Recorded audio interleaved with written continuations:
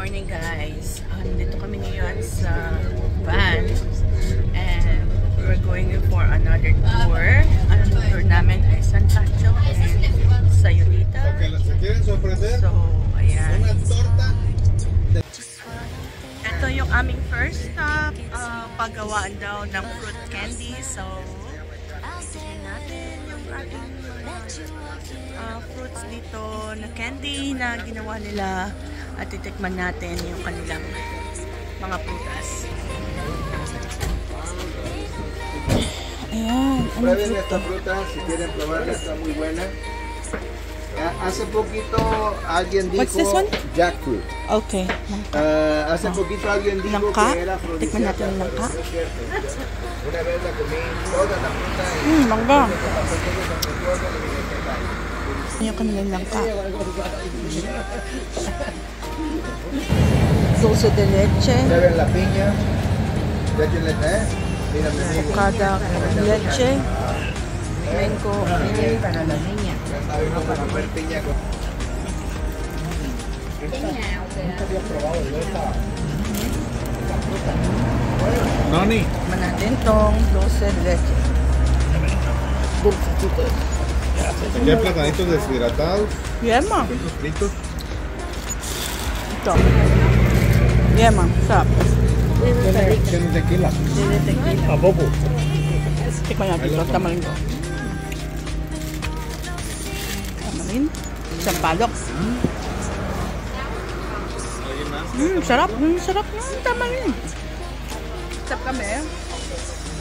Bumili kami ng mga candy. Nakita ko yung gusto ko nahanap ko sa store. Ito. Ayan. Mahal na. Medyo mahal dito. Pero, worth. Okay to. Masarap to. Dito kami. Dinadaanan namin yung papunta kami sa San Pancho. O ang tawag dito ay San Francisco. Kung mapapansin ninyo, ang vibe dito sa lugar na to, dito sa San Pancho, para lang talagang very similar sa Philippines. Kasi may mga tindahan, may mga karinderya, tapos yung mga school, bahay, halos pareho lang yung mga probinsya, ganyan. Ganito yung vibe sa mga probinsya. Ito dito, ganito, ang feel ko dito parang nasa Batangas lang o kaya papunta sa Quezon. Ayan, Yan, may mga tindahan. May mga yung mga sari-sari store. Pakita ko sa inyo mamaya. Madadaanan nyo. Ayan. Ayan. Ito. Ayan pa, mga pharmacy, mga tindahan yan. Diba? Ayan, may mga ukay din. Titinda sila ng ukay. Ayan, Kala nyo ba sa Pilipinas lang may ukay? Meron din dito. Ayan, may patsangge. Ewan ko kung patsangge o ukay yan. Diba? At ang isa lang pala sa pinagkaiba nila dito compared sa Pilipinas. Kasi dito, makulay. Mahilig sila sa makukulay na yung mga pintura sa bahay o yung mga design sa bahay nila. Ayun. Mabulaklak yung kulay. Ayan. Tinitinda lang sa tabi-tabi. Ayan, may Golden Gate din sila. Diba? Kasi nasa San Francisco nga naman. Kaya may Golden Gate din sila. Ayan, nandito tayo sa Malecon, dito sa San Pancho, or ang tawag nila ay San Francisco. Ayan, iikot tayo. Meron tayong 20 minutes para ikutin o tignan ang lugar na ito. Ayan, tignan natin kung anong meron dito sa Malecon. Mga binebenta nila. Mga abubot. So, Punta tayo doon sa may kadagatan. Ito naman yung beach. Silipin lang natin kung ano. Kasi ayan, ito yung beach area. Wala. No, we're good. Thank you. Ayan, no. Parang ang ganda ng dagat ngayon.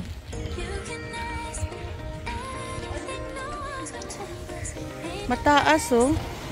Hindi mo kita yung ano ng tubig. Pero, dito, iba na yung kulay ng buhangin kaysa doon, ano? Sa tinutuluyan natin. Doon kasi dark. Dito, pa-light na, eh, oh. Pero maganda. Dito sa San Pancho or San Francisco at saka doon sa isa pa namin pupuntahan sa Sayulita. Ang sabi ng tour guide, 10% lang daw dito ang Roman Catholic. The rest yung nanggaling sa yung paniniwala from Peru, yung Mother Earth something, and dinala dito. At saka dito karamihan daw dito yata parang 4,000 lang yung population dito sa San Pancho, and karamihan siguro mga 50% pa dito ay mga foreigners. Tapos sa Sayulita may nasa 6,000 lang daw yung inhabitants, pero more on o kalahati foreigners din. So ayan yung Golden Gate ng San Francisco. O nga naman, oh. Diba, makulay. Papikit tayo dyan. Andito tayo ngayon sa Chaparita. Meron dito tequila tasting ulit at saka restaurant daw. Ayan, meron din pool kung gusto mong maligo. Tapos dito din sa lugar na to, dito gaganapin yung tequila tasting. Kada tour yata may tequila tasting. Sakit, lasing na naman tayo nito mamaya. Ayan, tapos dito sila maraming tours na ino-offer dito. Ayan, pasok pa tayo. So, and then they'll give you the tequila. Alright. Ito yung tequila tasting dito. Pwesto tayo dun sa likod.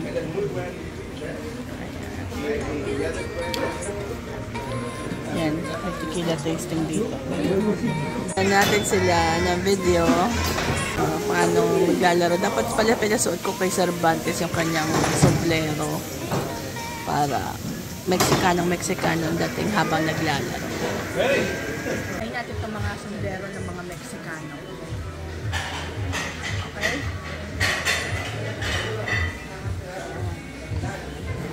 Ito ginagawa ng tequila tasting. Pero hindi na kami nag-join sa tequila tasting kanina kasi ilang tequila tasting na kami. Pero ito yung mga tequila nila na pinapatikim. So, pasin muna kami dyan. Restaurant nila. Dito kami kumain kanina ng fish and shrimp taco. Sobrang init sa kapit sa bato.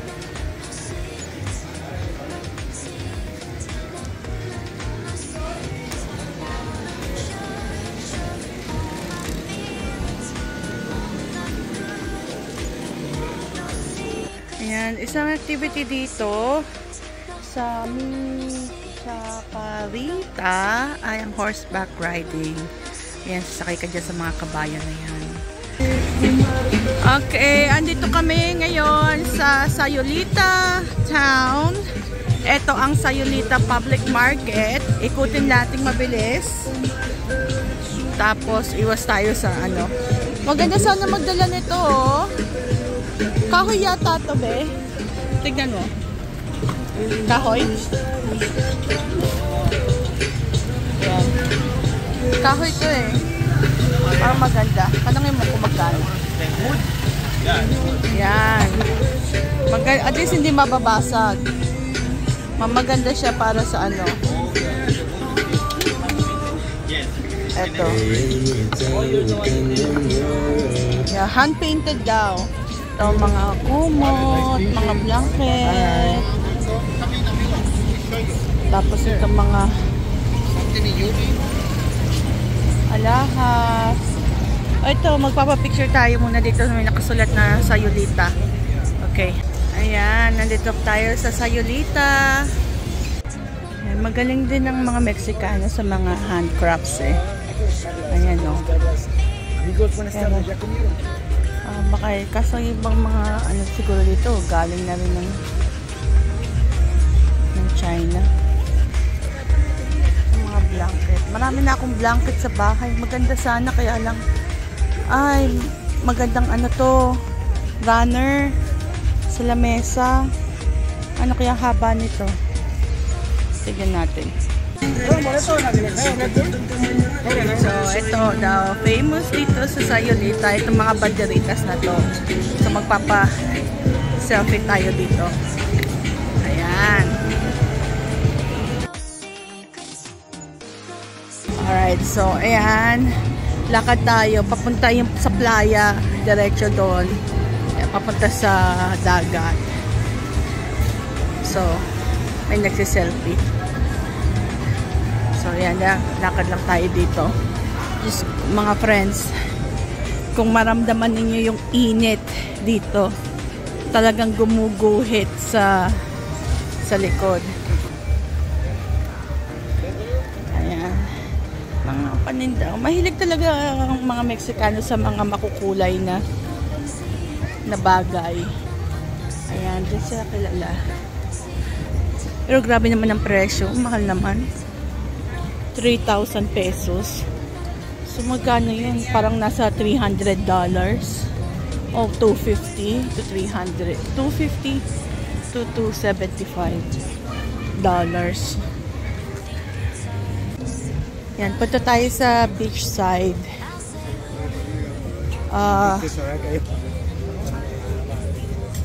2 oras daw kami dito. Ay, napakainit. Tignan natin yung dagat. Ang daming mga ano, yung mga upuan, pero may bayad dyan, hindi ka makakaupo dyan ng libre. May mga naliligo, parang ganito yung pinuntahan natin, nag-trip tayo dati minsan, hindi ka matanda pa saan tayo, baka sa nag-ano tayo sa beach, sa cruise. Ayan, may mga naliligo din naman, maraming actually naliligo oh. Hanap lang tayo ng mapapwestuhan. May dala akong ano, blanket. Ayan. Daming mga vendors. Tingnan natin kung magkano bayad sa no, Espanyol. Ayan. Guys, ang bayad daw dun sa isang set ng lounge chairs. 2 lounge chairs, may lamesita, at saka may umbrella. 300 pesos daw yun. Ewan ko kung gano'ng katagal yun.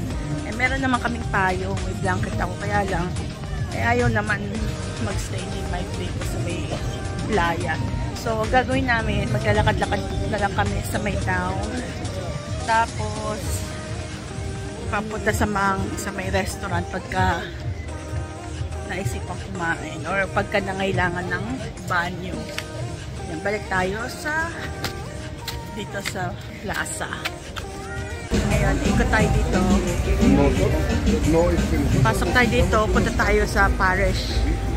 Yan, diretsahin natin to. Tawirin lang natin tong plaza. Papunta sa parokya. Yan. Bukas daw yung parokya eh. So, yan. Ito ang parish church nila. So, pasok tayo dito sa loob. Tingnan natin. Ganyan tayo dito sa loob. Surprisingly, 10% lang daw ang Katoliko dito. Kaya,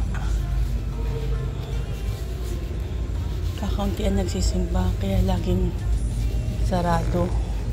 Pwede na tayo maupo. Ayan. Ito ang itsura ng simbahan dito. Maliit lang to, kapilya, chapel lang. Tapos yung bubong nila, ayan o, brick. Brick nga ang tawag dyan, ano?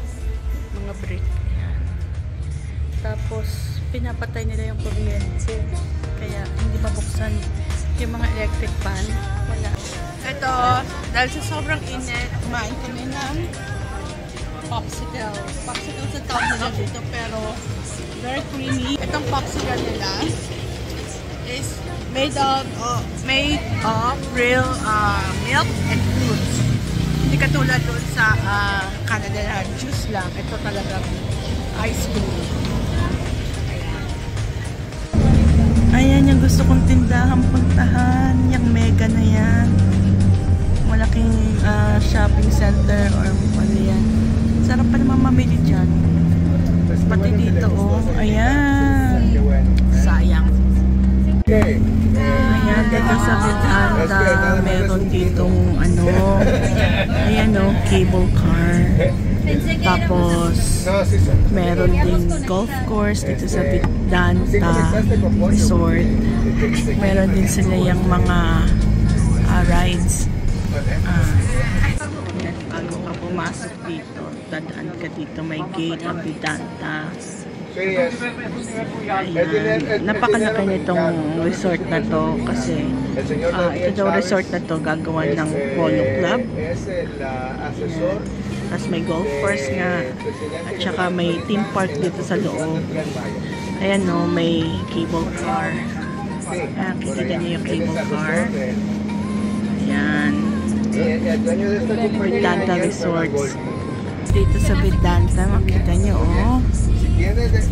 Marami pa siyang ginagawa. Ito golf course siya. Tapos, ayan yung mga cable car.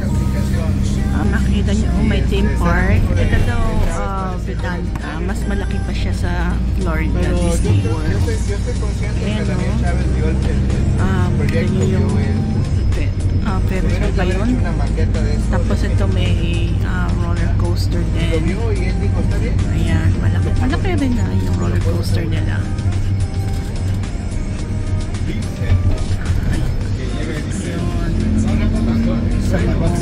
I'm not sure kung kasama yan sa package nila pag nag-stay sa Vedanta Resort. Okay, so ito na, back na kami sa sasakyan. Pabalik na kami ng hotel. Nakakapagod kasi sobrang init. Paikot-ikot dito sa Sayulita. Sayulita. Ha? Sayulita. Anyways, ayan. Another day, another tour, another